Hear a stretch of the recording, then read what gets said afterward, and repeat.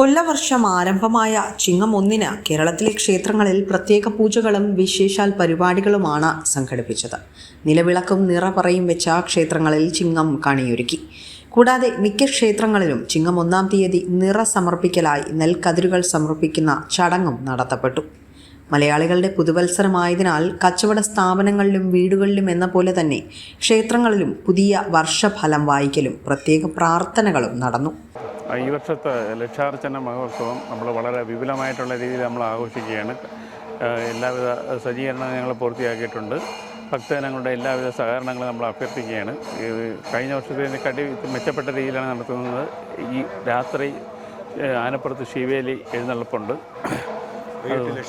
വൈകിട്ട് ചുറ്റുവിളക്ക് ലക്ഷദീപം വളരെ വിപുലമായ രീതിയിൽ തന്നെ എല്ലാ പടിക്കെട്ടിലും വിപുലമായിട്ടാണ് ഞങ്ങൾ ചെയ്യുന്നത്. ഈ പ്രാവശ്യം കിഴക്കേ ഗോപുരം ഉൾപ്പെടെ എല്ലാ സ്ഥലത്തും വളരെ ഭംഗിയായിട്ട് ചെയ്യുകയാണ്. വളരെ നല്ല രീതിയിലാണ് ഞങ്ങൾ ഈ പ്രാവശ്യം ചെയ്യാൻ ഉദ്ദേശിക്കുന്നത്. പ്രത്യേക രീതിയിലുള്ള വിളക്കുകൾ വെച്ചാണ് ഞങ്ങളിത് ചെയ്യുന്നത്.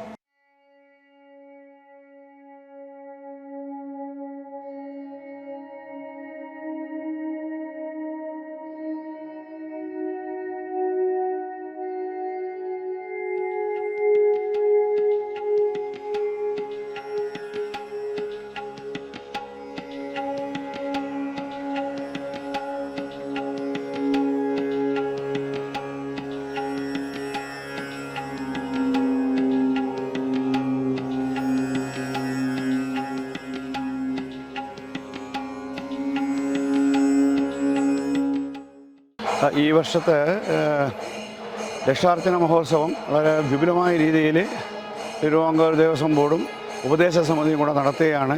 രാവിലെ 8:30 മണിക്ക് കലശപൂജയോടുകൂടി ലക്ഷാർച്ചന മഹാമഹം തുടങ്ങുകയാണ്. ഉച്ചയ്ക്ക് ഏകദേശം 1:30 മണിയോടുകൂടി ലക്ഷാർച്ചന മഹാമഹം അവസാനിച്ച് കളഭാഭിഷേകം കഴിഞ്ഞിട്ട് വൈകിട്ട് ദീപാരാധനയും ലക്ഷദീപമുണ്ട്. ലക്ഷദീപം എന്ന് പറയുന്നത് സാധാരണ നമ്മൾ കല്ലുവിളക്കിൽ മാത്രം കത്തിക്കുന്ന രീതിയിലുള്ളതല്ല. ഈ ഗ്ലാസ് വിളക്കുകളും അങ്ങനെ ചുറ്റും പരമാവധി നമുക്ക് കിഴക്കേ ഗോപുരവും ഒക്കെ കവർ ചെയ്ത് നല്ല രീതിയിലുള്ള ഒരു വിപുലമായ ഒരു ലക്ഷദീപാലങ്കാരവും രാത്രി ആനപ്പുറത്ത് ഭഗവാന്റെ തിടം എഴുന്നള്ളിക്കുന്ന ഒരു ആനപ്പുറത്തൊരു ശിവേലി ഉണ്ടായിരിക്കുന്നതാണ്. എല്ലാ ഭക്തജനങ്ങളുടെയും സഹകരണത്തോടുകൂടി വളരെ മംഗളകരമായിട്ട് നടത്തുകയാണ്. എല്ലാവരുടെയും അനുഗ്രഹം പ്രതീക്ഷിക്കുന്നു.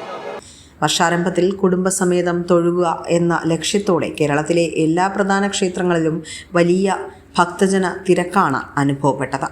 ഇത്തരത്തിൽ പ്രദേശത്തെ ക്ഷേത്രങ്ങളിലും വലിയ രീതിയിലാണ് ഭക്തജനങ്ങൾ ദർശനം നടത്തിയത്. ന്യൂസ് ഡെസ്ക് വിസ്മയ ന്യൂസ്.